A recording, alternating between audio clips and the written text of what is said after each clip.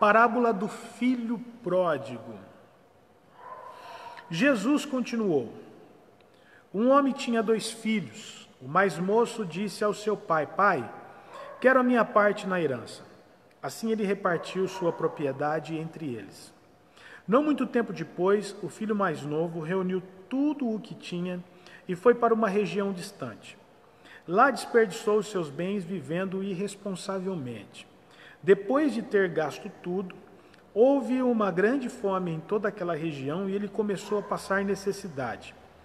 Por isso, foi empregar-se com um dos cidadãos daquela região, que mandou para o seu campo a fim de cuidar de porcos. Ele desejava encher o estômago com as vagens de alfarrobeira que os porcos comiam, mas ninguém lhe dava nada. Caindo em si, ele disse: quantos empregados de meu pai têm comida de sobra, e eu aqui morrendo de fome? Eu me porei a caminho e voltarei para o meu pai e lhe direi: Pai, pequei contra o céu e contra ti. Não sou mais digno de ser chamado teu filho. Trata-me como um dos seus empregados. A seguir, levantou-se e foi para o seu pai. Estando ainda longe, seu pai o viu e, cheio de compaixão, correu para o seu filho e o abraçou e o beijou. O filho disse: Pai, pequei contra o céu e contra ti. Não sou mais digno de ser chamado teu filho. Mas o pai disse aos servos: depressa, tragam a melhor roupa e vistam ele. Coloquem um anel no seu dedo e calçado nos seus pés. Tragam um novilho gordo e matem-no. Vamos fazer uma festa e alegrar-nos, pois este meu filho estava morto e voltou à vida, estava perdido e foi achado. E começaram a festejar o seu regresso. Enquanto isso, o filho mais velho estava no campo. Quando se aproximou da casa, ouviu a música e a dança. Então chamou um dos servos e perguntou o que estava acontecendo. Este lhe respondeu: seu irmão voltou, e seu pai matou um novilho gordo, porque o recebeu de volta são e salvo. O filho mais velho encheu-se de ira e não quis entrar. Então seu pai saiu e insistiu com ele. Mas ele respondeu ao seu pai: olha, todos esses anos tenho trabalhado como um escravo ao teu serviço, e nunca desobedeci às tuas ordens. Mas tu nunca me deste nem um cabrito para eu festejar com os meus amigos. Mas quando voltar para casa quando volta para casa esse teu filho, que esbanjou os seus bens com as prostitutas, matas o novilho gordo para ele. Disse o pai: filho, você sempre está comigo, e tudo que eu tenho é seu. Mas nós tínhamos que celebrar a volta desse seu irmão e alegrar-nos, porque ele estava morto e voltou à vida, estava perdido e foi achado. Amém? Louvado seja Deus. Eu quero dar graças a Deus pela vida de vocês em primeiro lugar e dizer que vocês são bem-aventurados por estarem aí conosco. Valmir, Pai do Senhor, Wilson, Pai do Senhor Jesus, que bom que vocês estão aí. Graças dou a Deus pela vida de vocês e por nós estarmos aqui hoje estudando a palavra. Hoje nós vamos estudar sobre o filho pródigo. Tenho certeza que vocês já leram essa passagem nos evangelhos, tenho certeza que vocês já ouviram músicas que falam sobre a história do filho pródigo, teatro sobre o filho pródigo, e filme e tantas outras coisas. Vocês já puderam assistir pregações sobre o filho pródigo. Eu assisti uma pregação sobre o filho pródigo, o pastor Ariovaldo Ramos, uma pregação maravilhosa, eu recomendo. Depois vocês podem procurar, filho pródigo, pastor Ariovaldo Ramos. Ele fala sobre o contexto histórico, o contexto literal da passagem e depois aplica. Nós vamos estudar o ensinamento de Jesus no contexto de aplicação pessoal. No contexto histórico nós não vamos falar, posso até citar em algum momento aqui, mas nós vamos pensar por que Jesus ele está contando essa parábola do filho pródigo. É importante a gente ficar com a Bíblia aí, pelo menos nesse momento, e a gente ir para o versículo 1. Você pode ir para o versículo 1 e você vai ver o porquê Jesus sente impelido, sente a vontade, o desejo de ensinar essa verdade para as pessoas que seguiam ele. Era uma coisa que já acontecia em muitas ocasiões, e Jesus, ele mais uma vez, ele se dirige para trazer um ensinamento profundo, extremamente relevante, importante para a vida dos discípulos, dos seus seguidores e posteriormente para a igreja, para nós, nos dias de hoje, em todas as épocas. Isso é um ensinamento extremamente atual, muito atual. Mudam as pessoas, mudam o cenário, mas as verdades implícitas que estão ali, as verdades que estão ali transmitidas, envolvidas em todo esse conteúdo, são extremamente atuais. Amém? Então o versículo número 1 vai falar: todos os publicanos e pecadores estavam reunidos para ouvi-los. Mais uma vez, publicanos. Na semana passada nós falamos da parábola do fariseu e do publicano. Então aqui os publicanos estão aqui. Publicanos e pecadores estavam se reunindo para ouvi-los.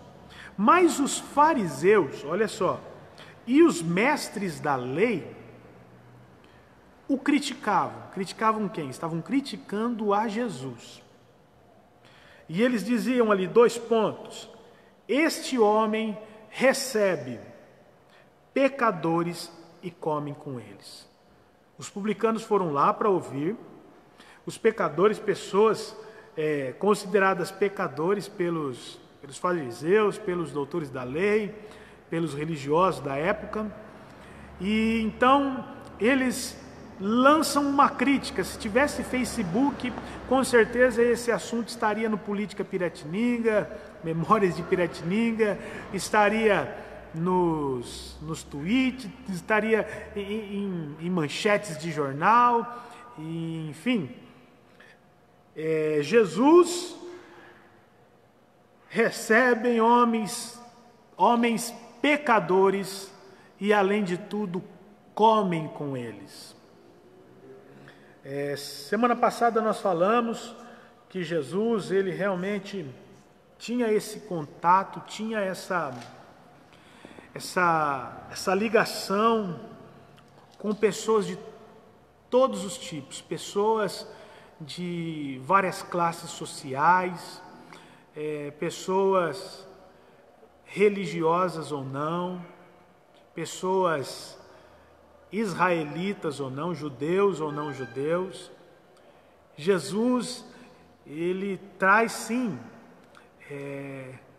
o amor inclusivo de Deus, o amor incondicional. Quando nós falamos de inclusão hoje, nós corremos o risco de sermos mal interpretados pelas correntes liberais da inclusão. Mas quando nós falamos do amor e a inclusão do amor de Deus, nós estamos falando sobre o poder do amor incondicional de Deus, do amor ágape. Por que Jesus, ele conta no capítulo 13 essas 3 parábolas das coisas perdidas? Primeiro a ovelha perdida, segundo a dracma perdida e agora o filho pródigo, o filho perdido. Porque ele estava sendo criticado por se reunir com homens pecadores, publicanos, que eram discriminados na época, eram julgados como traidores porque trabalhavam para o Império Romano. em vez de trabalhar para o império de Herodes, né, mas trabalhava para o Império Romano, de César. Então, Jesus estava sendo caluniado de ser uma pessoa que sentia prazer em receber, em participar, em sentar junto, em comer. Tem muita coisa especial na mesa, viu, gente? A gente vê no Antigo Testamento assuntos importantíssimos que eram tratados na mesa. A mesa é lugar de contato, é lugar de compartilhar. Então, assim, crente come muito, crente realmente come, mas a mesa é uma coisa muito especial para a sociedade, para as culturas, você se assentar e comer e receber e participar e se alegrar e se aconselhar e chorar até mesmo. E Jesus, então, ele tinha esse hábito de receber, de se assentar, de comer, de se associar com os pecadores. E os fariseus criticavam muito essa atitude de Jesus, de se ajuntar com pessoas que não eram espirituais, pessoas que não eram religiosas, pessoas que não eram adoradores de Deus. A crítica dos fariseus faz com que Jesus nos presenteie com esse ensinamento. Do que se trata a parábola do filho pródigo? A parábola do filho pródigo é uma história de uma família que, segundo aqui, eles tinham posses, provavelmente muitas pessoas que trabalhavam, provavelmente eles tinham escravos, muitos empregados, e gado, talvez, plantação. E era com certeza uma família de uma boa condição financeira. E esse homem narra a história que ele tinha, não fala o nome de ninguém, mas ele tinha 2 filhos. E o filho mais novo se interessa com o quê? Se interessa na parte da herança que lhe cabia. Ele pede para o seu pai antecipar a sua herança, e o seu pai lhe antecipa o pagamento da sua herança, passando um pouco de tempo, talvez para não dar muito na cara, ali qualquer situação, para evitar qualquer constrangimento, ele espera um pouquinho e sai da sua casa e vai embora. E a Bíblia fala que passando não muito tempo, ele começa a gastar tudo de forma irresponsável, de forma dissoluta em outras traduções, mas ele foi irresponsável na administração daquilo que ele havia recebido, e ele gasta com as prostitutas, ele gasta assim na vida, nas orgias, podemos dizer de uma forma atual, ele gasta nas baladas ao ponto de ele ficar sem nada. De repente vem uma fome sobre a terra e ele começa a padecer necessidade. O dinheiro que ele tem já não é mais possível se sustentar. Ele não conseguia mais pagar suas contas, sua alimentação, moradia, e ele vai para um lugar, pede emprego e começa a cuidar de porcos. E acontece que a situação dele era tão terrível que ele deseja comer a comida dos porcos, porque ele estava numa situação muito triste, muito angustiante. Ele perdeu tudo e agora ele começa a se lembrar da casa do pai. Ele se lembra que até mesmo os empregados do seu pai tinham uma vida de mais qualidade do que agora ele estava tendo depois que perdeu toda a sua herança, depois que ele perdeu toda a sua renda. E ele pensa assim: olha, eu pequei contra os céus, pequei contra o meu pai, eu não sou digno mais de ser chamado seu filho, mas eu vou voltar para a casa do meu pai e vou pedir para que ele me receba, ainda que seja como um dos seus empregados. E a Bíblia fala que ele se levanta e ele vai para a casa do seu pai. Quando chega lá, de longe o seu pai já avista De longe o seu pai o vê voltando. Isso traz uma alegria muito grande no coração do seu pai. Seu pai abre os braços, abraça e beija o seu filho. Pede para que os seus criados tragam roupas novas, um anel para colocar no seu dedo e sandálias novas para os seus pés. Mata ali um animal gordo, mata ali um bezerro cevado, conforme diz as Escrituras, e começa a festa. Começando a festa, a alegria de todos os presentes, a alegria extrema do seu pai, ele disse: vamos festejar, porque esse filho meu estava morto e reviveu, estava perdido e voltou, estava perdido e foi salvo. Então assim, a alegria desse pai é muito grande. O filho mais velho, que ficou o tempo todo sempre fiel ao seu pai, estava trabalhando e de repente ele escuta o barulho da festa e começa a se aproximar da casa e pergunta: qual é o motivo da festa? O que está acontecendo? Não estou sabendo de nada, não fui convidado, estou meio desatualizado. Qual é o motivo da festa? Aí os empregados do seu pai disseram: o seu irmão mais novo voltou. Seu pai matou um novilho ali, gordo, cevado, e nós estamos fazendo uma festa que seu pai está muito alegre. O irmão mais novo ficou extremamente irritado e não quis entrar na festa. Estava irado, estava desgostoso em saber que aquilo estava acontecendo. De repente, seu pai sai e vai ao encontro do seu filho mais velho e fala: filho, vamos entrar. Estamos fazendo uma festa e eu estou muito feliz porque o seu irmão voltou. Aí o irmão mais velho diz: olha, pai, eu estou decepcionado, eu não estou entendendo muito isso aí, estou decepcionado porque eu sempre estive aqui, eu nunca saí daqui e sempre te servi e o Senhor nunca me deu um animal para mim comer com os meus amigos. Aí o pai virou e disse para ele: meu filho, não fica assim, porque tudo o que eu tenho é teu. E esse meu filho estava morto e reviveu, estava perdido e agora voltou. Eu preciso me alegrar pela volta do meu filho. Essa é a parábola do filho pródigo. A parábola do filho pródigo. E nós começamos então a imaginar as coisas que estão nas entrelinhas desse texto. É muito importante a gente olhar para a palavra de Deus e não ler apenas de uma forma assim, dissolvendo, ou seja, discorrendo o texto e deixando para trás coisas profundas. Vamos com calma e vamos pensando nas entrelinhas o porquê Jesus está dizendo isso daqui, qual é o contexto histórico, qual é o pano de fundo histórico. Como eu disse, que nós não vamos ater ao conteúdo histórico, mas nós já vemos que tem uma questão de estar envolvendo religiosos e não religiosos, pessoas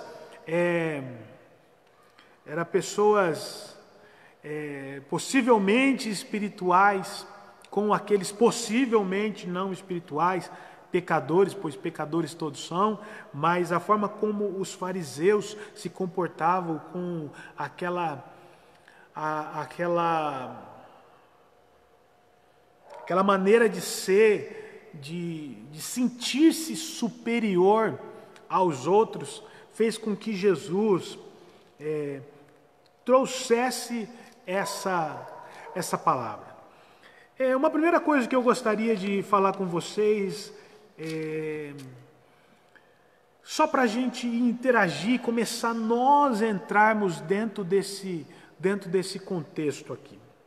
Eu queria que vocês tentassem lembrar com vocês qual foi a maior festa que vocês já tiveram na casa de vocês. Qual foi a maior festa que a família de vocês promoveu? Tenta lembrar. Eu estou aqui com o último comentário do Valmir aqui, ó. Boa noite, a paz do Senhor. Estou olhando para o Valmir e estou me lembrando de uma festa aqui, Valmir. Lá na rua Rio Branco, na cidade de Bauru. Você está lembrando, Valmir? Geilza, vocês estão lembrando? Na qual eu tive a honra e o privilégio de celebrar com vocês as bodas de 25 anos de união. Olha, louvado seja Deus, hein?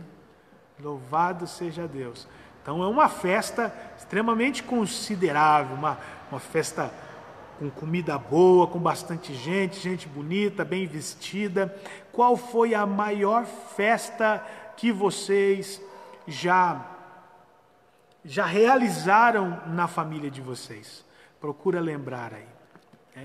Estou me lembrando do casamento do Emerson, do casamento da Dani, do casamento do Renato. Estou me lembrando aqui de alguns casamentos, do casamento do Rodrigo, do casamento da Nath, do Wellington. Estou me lembrando dos festões aí que eu participei, mas talvez não seja esse a maior festona, né, que de repente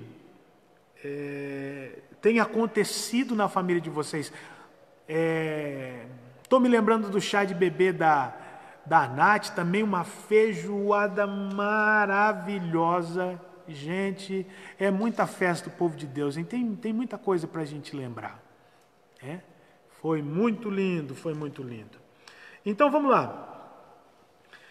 Então festa é uma coisa muito boa, ela é motivo de celebração, é motivo de alegria. Então festa realmente é algo que traz essa mensagem. Estamos felizes, estamos comemorando algo, estamos celebrando algo.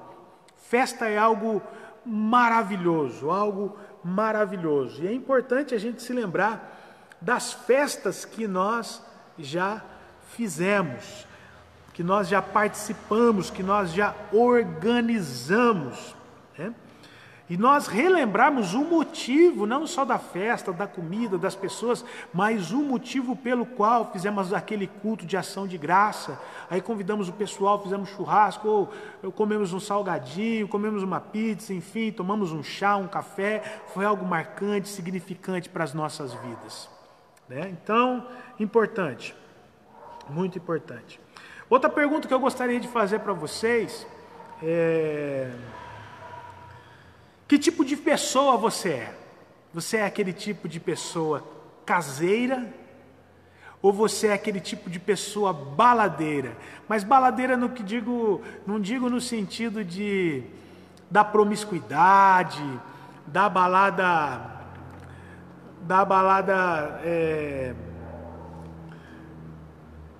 que tem uma conotação de perdição. Não, mas se você é aquele tipo de...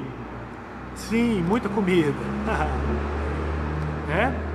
Mas que tipo de pessoa você é? Daquela pessoa mais caseira ou daquele tipo de pessoa que gosta de sair, né? Que gosta de estar em lugares? Que tipo de pessoa você é? Vamos lá. É importante você olhar para a gente entender um pouco da história do filho pródigo.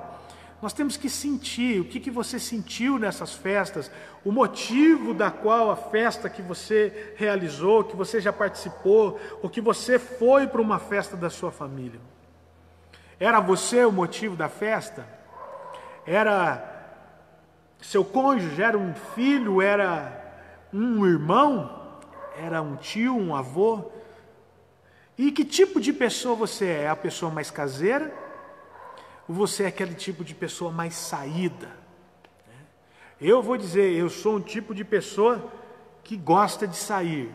A Karina já é o oposto, é uma pessoa que gosta de ficar em casa.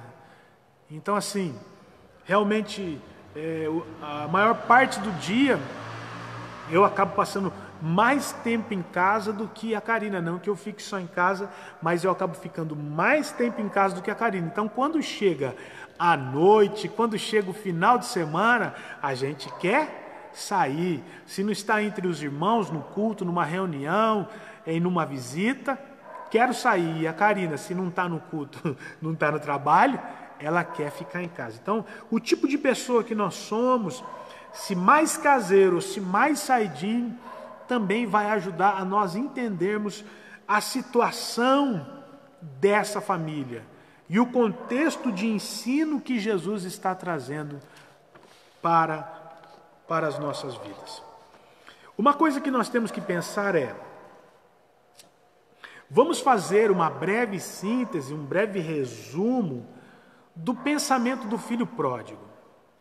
Quando ele pede a herança, o que será que estava passando no pensamento? Nós podemos imaginar, conjecturar, o que estava motivando ele sair.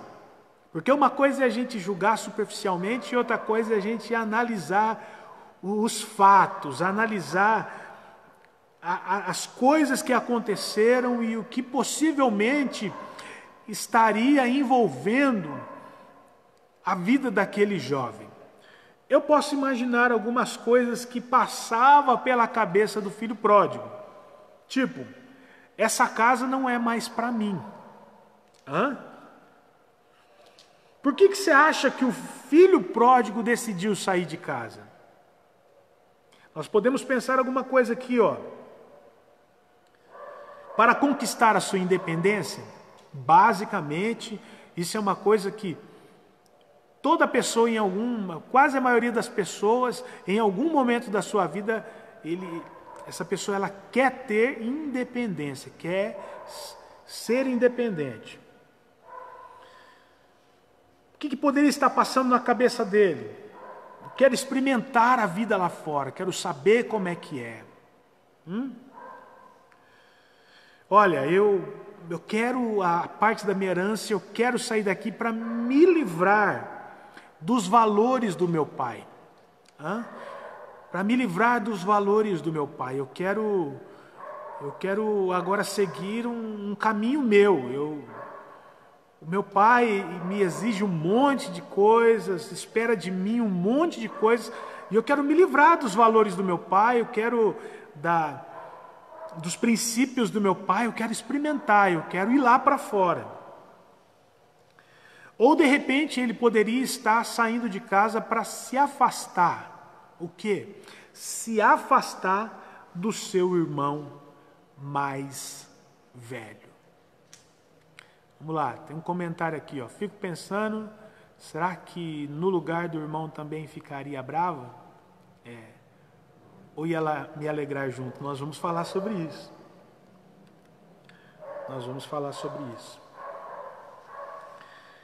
Por que será que o filho pródigo, ele está com esses pensamentos de sair? Por que ele pensou em sair?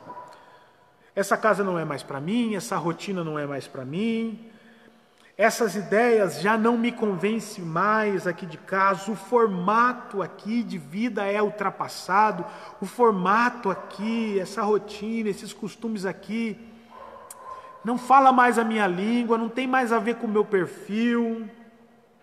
Eu posso ir além do que eu sou, do que eu estou.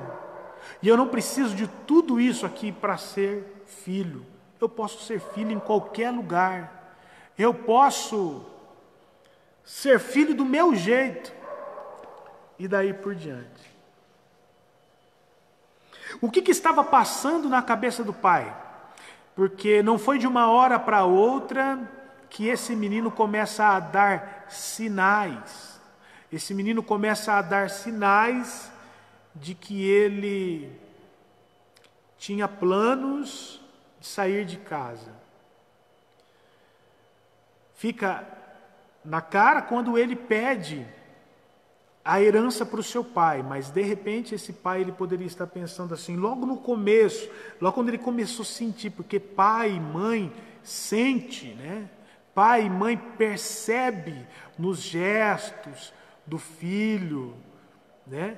Percebe, tem graças a Deus esse discernimento, tem esse poder para notar antecipadamente situações, para alertar o filho, e de repente o pai, em toda essa situação, antes das coisas acontecerem, ele poderia estar pensando, esse menino está diferente, ele anda diferente, está complicado, algumas coisas aí que ele anda pensando, ele anda falando, alguns já vieram me dizer de umas coisas que ele falou aí para fora e daí por diante. E eu tenho certeza que o pai pensava assim, eu estou fazendo de tudo para esse menino aprender, que não está na hora certa de ele está se precipitando querendo herança, ele está se precipitando, e atitudes precipitadas traz consequências indesejadas, né? A gente espera uma coisa se precipitando e de repente o resultado é outro. E passava isso pela cabeça do pai, né? Tudo que eu faço ele ainda não enxerga que aqui é o melhor lugar, que aqui ele tem tudo. Eram coisas que passava nos pensamentos do pai. E eu também fiquei imaginando o que poderia estar passando antes de tudo acontecer, antes do pior acontecer, o que passava no coração do irmão mais velho. O irmão mais velho pode pensar uma coisa curta e grossa, aí eu fiquei imaginando. Ele vai quebrar a cara. No mínimo, o que o irmão mais velho pensou ali é, ele vai quebrar a cara. E quando, de fato, o filho mais novo sai, os pensamentos do filho mais velho eram o quê? Ingrato. Outro pensamento que ele poderia ter, foi tarde. Tipo, aquela coisa que o Almir faz assim, você quer um sinal de Deus para você? Ó, vaza. Ó um sinal de Deus para você aqui, ó, vaza. Talvez o filho mais velho estava tendo essa atitude. Ó, um sinalzinho, ó, foi tarde. Tchau, não vai não, né?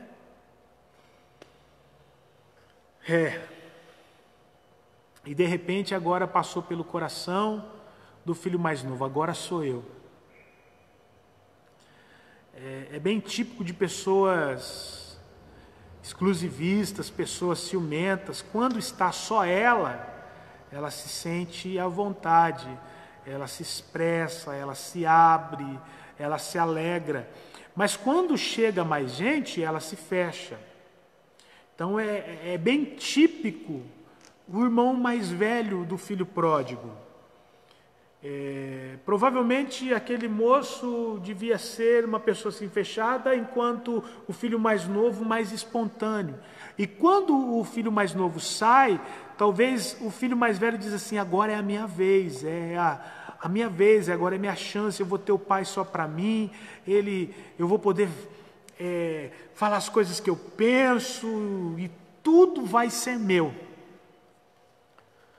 Tem muito disso. Eu fico imaginando essas coisas no meio dessa passagem. Mas passado todo aquele tempo, o filho pródigo ele quebrou a cara. Realmente ele foi irresponsável e nós sabemos o final da história. Mas temos que levar em consideração esses sentimentos, os sentimentos, porque Deus prova os nossos corações. É por isso que quando Samuel ele foi ungir o rei de Israel, Deus falou para Samuel, Samuel, eu não vejo como o homem vê, eu olho para o coração. Samuel estava pensando que o ungido, o escolhido para o rei era uma pessoa e de fato não era uma outra pessoa que ele nem imaginava, que não estava ali. Então nós temos que pensar muito sim nos sentimentos. E o filho pródigo, quando vê tudo aquilo, a necessidade, perigo, a escassez, a humilhação, ele viu que ele perdeu tudo, ele reconhece seus erros e volta. Ó, a gente está vendo um negócio bacana aqui. Ele reconhece os seus erros, ele tem noção aqui da gravidade das coisas que ele fez, e ele se achava até mesmo indigno de ser recebido como filho. Olha só que interessante. Ele agora está sofrendo muito, porém arrependido. E ele volta. Quando ele volta, qual foi o sentimento do pai?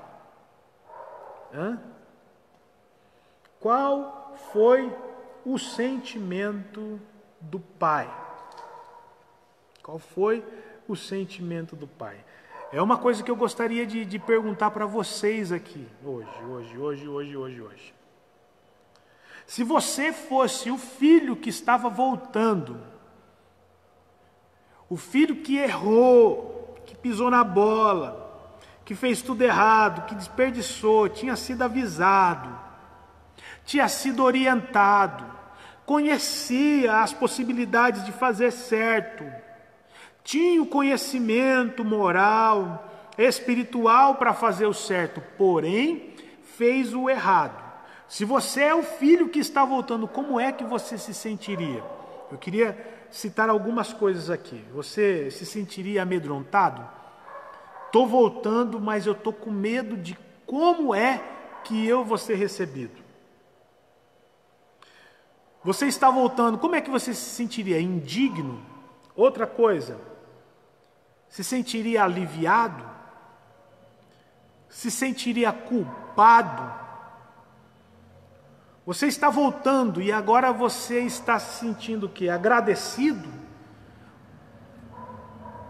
Você se sentiria amado? Porque cada pessoa, cada tipo de pessoa vai ressaltar um tipo de sentimento. Se você é esse que errou e está voltando, está retornando para a casa do Pai novamente, como é que você se sentiria? Com medo, aliviado, culpado, agradecido, envergonhado, boa palavra, e amado. Como é que você se sentiria? Qual seria o seu sentimento? É isso aí. E nós vamos falar um pouco do pai agora. O pai, ele vê tudo aquilo lá e sente o quê? Ele teve compaixão. Primeira coisa, ele avistou de longe e sentiu compaixão. Ele sentiu a dor do filho que estava voltando necessitado, humilhado, arrependido. Ele sente compaixão. A palavra compaixão é sentir a dor do outro. Ele sente a dor do filho, né? E quando ele abraça o filho, beija o filho e começa a providenciar uma festa para celebrar o retorno do filho, ele perdoa o filho. Ele perdoa o filho e começa a celebrar. E você? Se fosse eu, se fosse você, né? O que você diria para o seu filho que está retornando? O que você diria para ele? Nós temos que observar essa palavra nesse contexto. Jesus está ensinando algo maravilhoso. A reação do pai foi compaixão, perdão e alegria simbolizada naquela festa. Qual seria a sua atitude? Eu vou dar alguns caminhos para você aqui, ó. Se você fosse o pai, o que você diria quando seu filho retornasse? É bom tê-lo de volta, mas você vai ser castigado, viu? O que você diria? Onde está o dinheiro? O que você fez com todo aquele dinheiro? Ou você não aprova o que você fez, mas você continua sendo meu filho? Qual seria a sua reação? Bem-vindo, filho. Bem-vindo, filho. Eu te amo.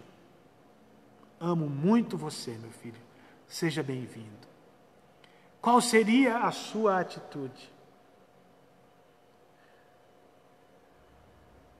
Você tem noção de quão preocupado eu estava com você todo esse tempo sem ter notícias de você? Qual seria a sua reação? Ou alguma outra reação? Qual seria? Gente, não é brinquedo não. E aí a gente fica pensando aqui, né? O que fez esse rapaz voltar? Ficou com saudade de casa? Foi a saudade que fez ele voltar? Ficou com fome? Ficou com pena do pai? Sentiu pena de si mesmo? Sentiu culpa pela sua atitude? Por que ele voltou? Nós temos que pensar. Porque existem pessoas que voltam, né? Pessoas que vão e que voltam. E por que elas voltaram? Porque sentiu culpa, porque sentiu fome, porque sentiu pena do pai, saudade do pai, saudade da casa, dos irmãos.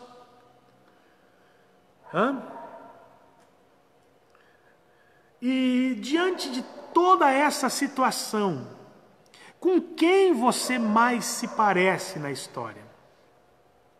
Você se parece mais com o filho mais novo? Saidinho, precipitado,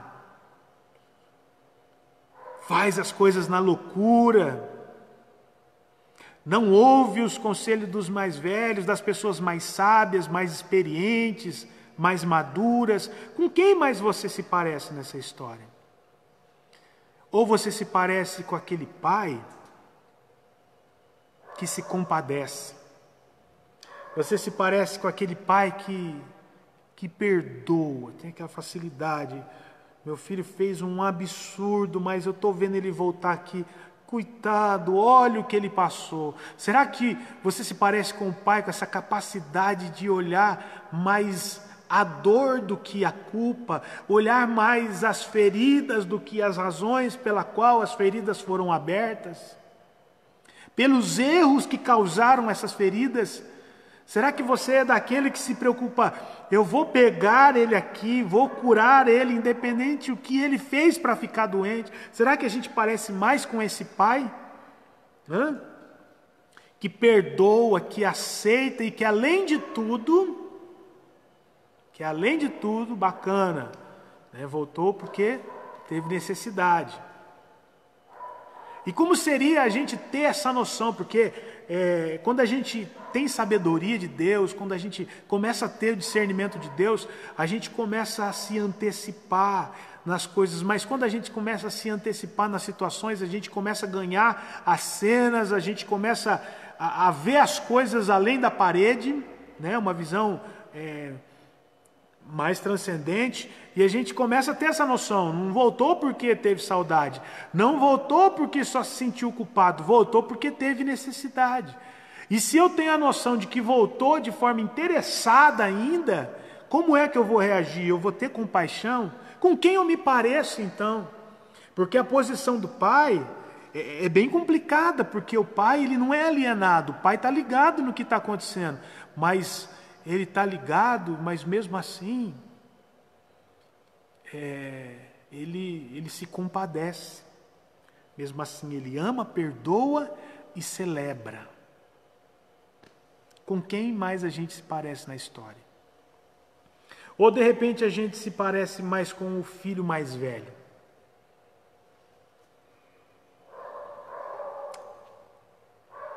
Mas esse rapaz não tem vergonha mesmo, né? E fica revoltado até com o pai. O pai é bobo. O pai é bobo.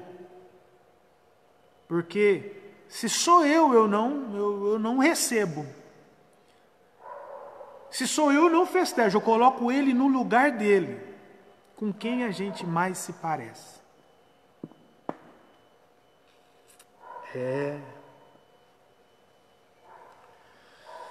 Aí eu quero hoje meditar com você sobre outras coisas aqui, de quais qualidades, né? De quais qualidades desse pai você precisa mais? Olha o pai, esse pai aqui é o tipo que Deus deseja para nós. E vamos pensar aqui das qualidades desse pai, gente, que é a posição que nós precisamos estar. Se você se parece mais com um filho mais novo, se você se parece mais com um filho mais velho, porque o filho mais velho é aquele que ele é, além de observador e juiz de situação, ele é aquele politicamente correto. Ele conhece a palavra, ele faz de tudo para não errar, critica o erro dos outros, critica a bondade dos outros, também é muito interessante isso daí, né? Critica a misericórdia e a compaixão, mas ele é o mais correto possível, né? É o politicamente correto, entre aspas. Há quanto tempo que a gente está aqui, gente? Uau, 1 hora. Mas vamos lá. De quais qualidades desse pai eu preciso mais? Vamos pensar aqui numa aqui, ó. Disposição para permitir que o filho cometa erros. Sabe, será que eu preciso ter essa disposição de filho? Você tem liberdade, vai. Porque dá liberdade com paz quem tem a certeza de que ensinou no caminho certo. Agora, quem não tem muita certeza de que ensinou o caminho certo, vai ter dificuldade de dar liberdade para o filho, pensando que o filho vai estar sempre reduzido ali ao cativeiro do pai. Então, de que qualidade eu tenho que mais? Esse pai, ele que ele liberou, beleza? Tá aqui, vai e faz. Eu fiz minha parte. Vamos lá. Será que outra qualidade que esse pai tem, paciência para esperar pelas mudanças. Não era certeza nenhuma de que aquele menino que estava voltando estava disposto a mudar. A Bíblia fala que aquele que confessa as suas transgressões e deixa, alcança misericórdia. Porém, aquele que encobre nunca prosperará. Aquele filho voltando para casa era uma caixinha de surpresa, mas era apenas mais uma etapa, a primeira etapa vencida do filho voltando. O pai que tem a sabedoria não é ingênuo, a pessoa que não é ingênua, que tem sabedoria, que tem uma visão mais ampla das verdades, da vida, do mundo, do reino, sabe que aquilo é apenas uma etapa, não era garantia nenhuma de que ele aprendeu a lição. Mas independente se ele estava mesmo disposto a deixar aquele pecado que ele estava confessando ali, independente, o pai estava perdoando, estava se compadecendo e estava festejando. Isto mostra o quê? Eu tenho paciência para esperar essa mudança. As pessoas que estão ao seu redor, você tem paciência para esperar as mudanças das pessoas? Porque cada um tem um tempo. Cada pessoa tem um tempo. Viu? E isso daqui a gente aprende. Uma qualidade maravilhosa desse pai é que ele tinha paciência. Ele esperou muito tempo para que ele voltasse. E ele voltou. E com certeza ele continuaria esperando para ver realmente as mudanças na vida daquele jovem rapaz. Talvez você precise um pouco mais da capacidade de perdão desse pai. O que você precisa? Das características desse pai, das qualidades do pai do filho pródigo. Você precisa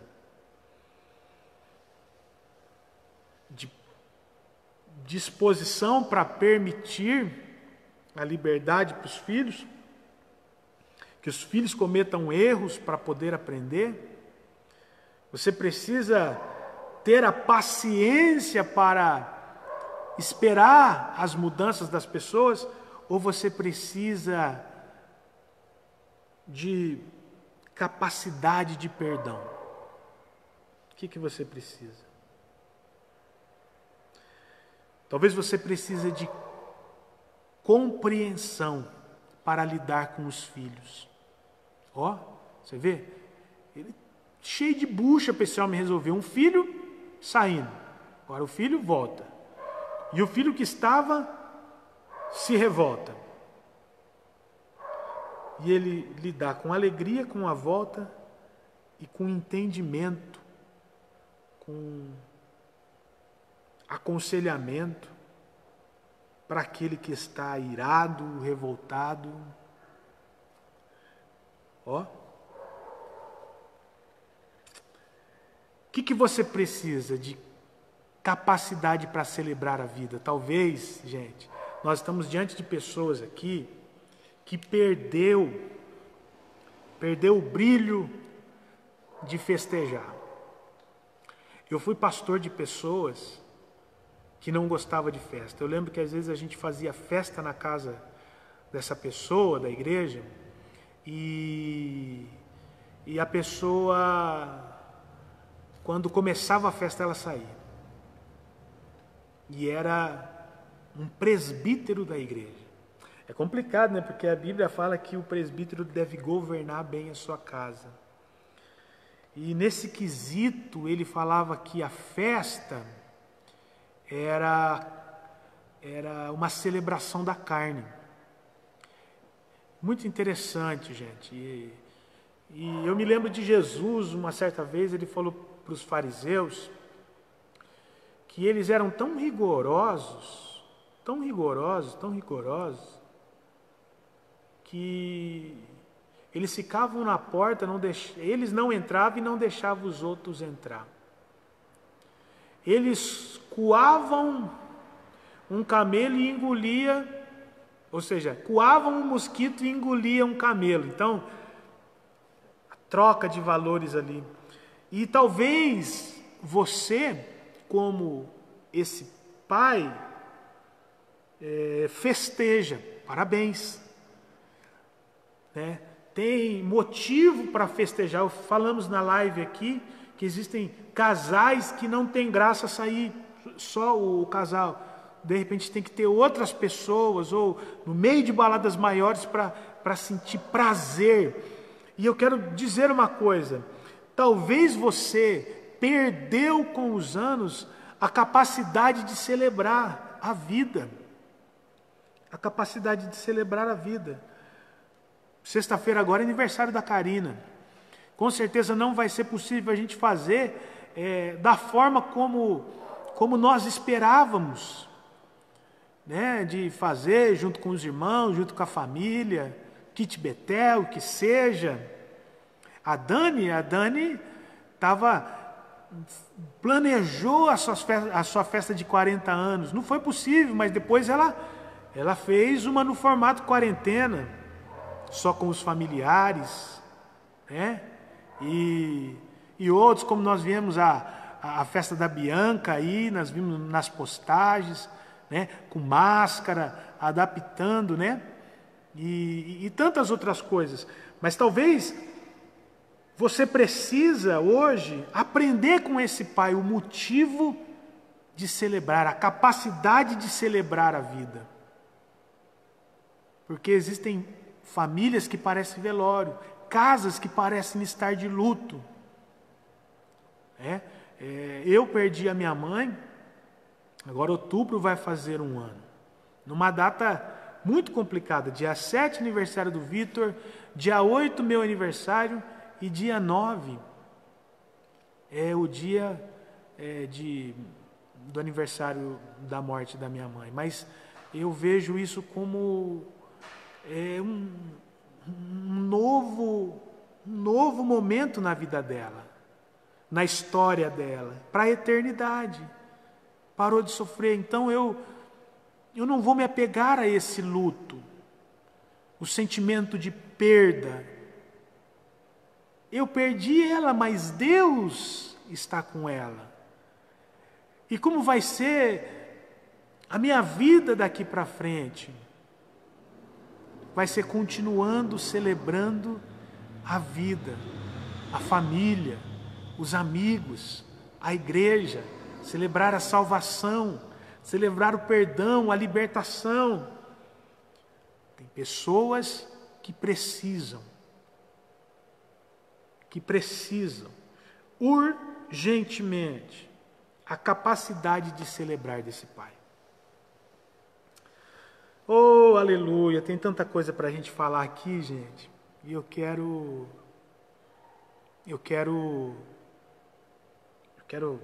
rapidinho colocar outras coisas aqui.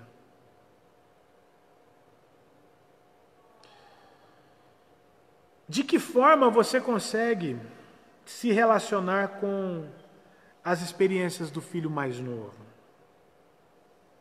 De que forma você consegue se identificar com o filho mais novo? Eu me pareço com o filho mais novo. De que forma você se parece com o filho mais novo? Com o filho que se perdeu, mas voltou. De que forma? Você foi uma pessoa que já morou em outro país, já morou numa outra cidade, saiu de casa, saiu das casas do seu pai, foi morar sozinho. Como é que foi a sua experiência? De repente você é aquela pessoa que diz assim, eu também já tive um tempo de vida louca. Eu já fiz loucura, Você sabe o significado de vida louca, né?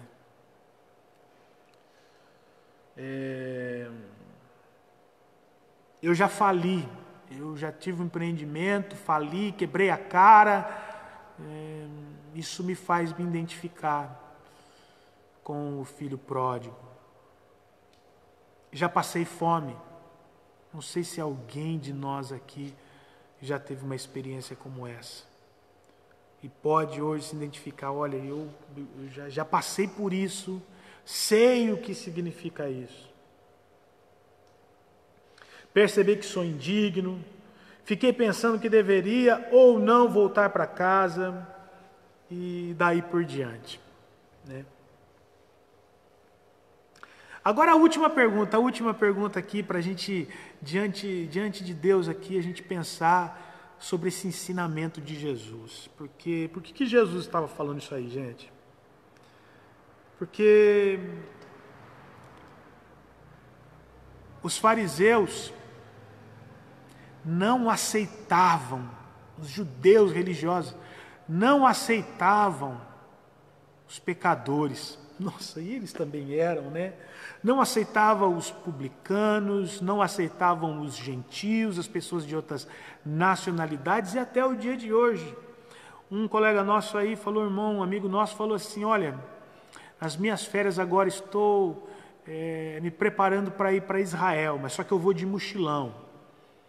Interessante, não vai numa caravana, ele vai pegar uma passagem e vai se aventurar, procura lá um hotel, um albergue, alguma coisa assim para ficar. Eu falei, toma cuidado, se você não achar nenhum guia para você andar e sair andando em qualquer lugar, se você passar numa rua, num bairro, numa vila, uma rua de judeus ultra-ortodoxos, são apedrejados. Até hoje, o costume de apedrejamento existe em Jerusalém, em Israel, nos países com maior população assim, de judeus, ou de repente até mesmo muçulmanos, né? Os ultra-ortodoxos, os ultrapuritanos, eles veem uma pessoa de outra nacionalidade, de um tom de pele diferente, eles apedrejam, eles até fazem necessidades em pinico, para se de repente um pecador passar na rua deles, eles jogam fezes, jogam urina, jogam terra, jogam pedra, o que tiver na frente, pau, eles jogam.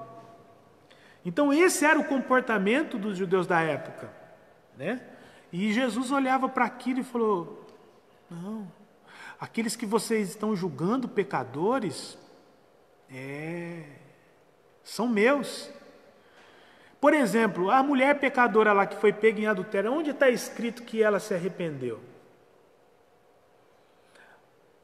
Jesus falou para ela, vai e não peques mais. Jesus falou para ela, perdoados estão os pecados. Não, Jesus falou para ela, vai e não peques mais. Ela não estava ali porque ela se arrependeu, ela estava ali porque ela foi pega em flagrante. E o quê? Os judeus queriam apedrejar ela. E qual foi o comportamento de Jesus? Menina, você se arrepende de todo o seu coração? Você promete que você não vai mais fazer isso? Jesus não fez isso, ele olhou para os caras e viu que de repente também não tinha muita intenção no coração dela de mudar de vida. Quem não tiver pecado que atire a primeira pedra. Pô, já livrou ela da condenação da morte. Ó a graça. E dá uma palavra para ela, vai e não peques mais. Por que Jesus viu? Viu que ainda ela, talvez ali, não estava arrependida de fato. E muitas pessoas agem como fariseus, eu até mesmo, em alguns momentos, já na vida, muitos de nós aqui comete esse erro de falar, aquele lá, né? Que não pertence a nós, gente. Não pertence a nós esse julgamento. Vamos receber, vamos fazer festa e vamos dar tempo para essa pessoa melhorar. Vamos dar tempo para essa pessoa se arrepender, não é? Vamos lá. Em relação ao seu relacionamento com Deus, onde você se encontra agora? O seu relacionamento com Deus, onde é que você se encontra agora? Vou dar aqui algumas alternativas aqui, ó. Nunca sair de casa. Você está aqui, ó, firme. Oh, glória. Estou em casa, mas me sinto tentado para ir para uma região distante. Qual que é o seu nível de relacionamento com Deus? Hoje. Estou numa região distante buscando me divertir. Eu estou numa outra vibe. Sabe, eu estou aí no grupo aí. Não saí do grupo para não ser indelicado com o pastor, mas eu estou numa outra pegada. O pastor é gente boa. Nossa, admiro ele e tal. Mas estou numa outra pegada. Isso aí não é para mim. Não quero ser indelicado. Eu estou numa outra viagem.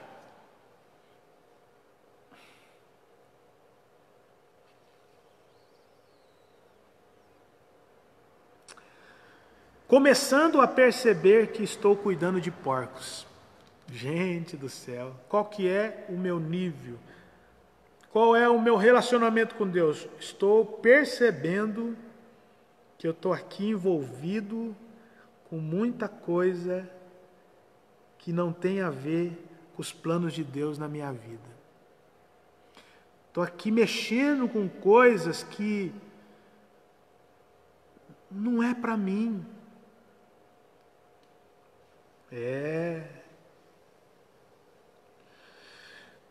Em que fase você está do seu relacionamento? Procurando ansiosamente voltar para Deus, mas não sei o que esperar. Estou ansioso, quero voltar para Deus, mas não sei quando. Ou você está naquela fase de estar experimentando o perdão de Deus. Você está nessa fase de que voltou, de que decidiu pegar mais firme, se arrependeu de algumas caquinhas que fez, de algumas deslizadas que cometeu, e agora eu estou o quê? Experimentando o perdão de Deus. Gente, isso é maravilhoso. Experimentar o perdão de Deus. Aleluia, aleluia. Ou talvez eu sou aquele que gradativamente, estou experimentando gradativamente a aceitação de Deus. Porque é aquele tipo de pessoa que fica meio encanada, né? Ai, será que Deus vai me aceitar? Será que eu posso voltar a ser o mesmo? Será que a glória da segunda casa vai se cumprir na minha vida? Em que fase você está? Ou você está celebrando com a família de Deus? Em que fase você está? Nunca saiu de casa?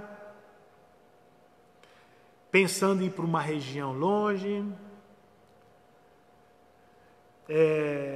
Estou distante mesmo? Estou curtindo uma outra vibe?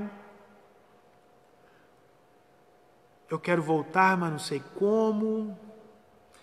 Voltei e estou experimentando o amor de Deus, ou eu estou celebrando com a família de Deus? Que venha os perdidos, que venham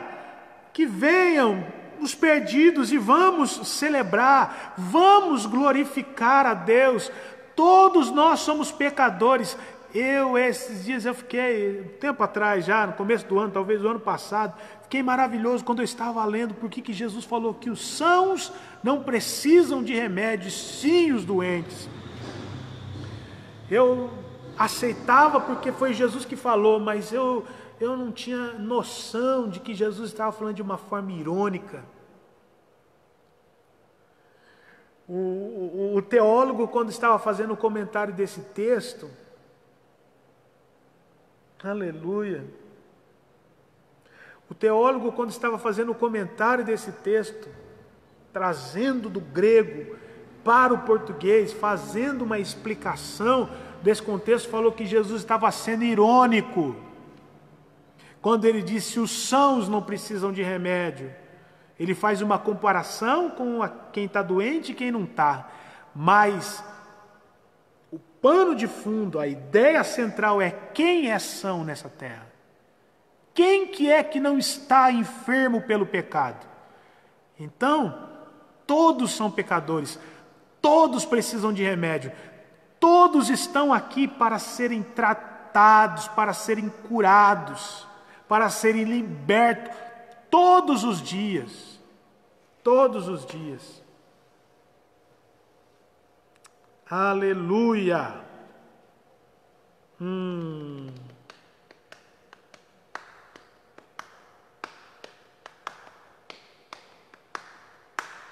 Amém? Que Deus abençoe a vida de todos vocês. Esse foi o nosso estudo. Tinha mais coisa para a gente pensar aqui, mas esse foi o nosso estudo para esse dia. O segundo dia de estudo dos ensinamentos de Jesus.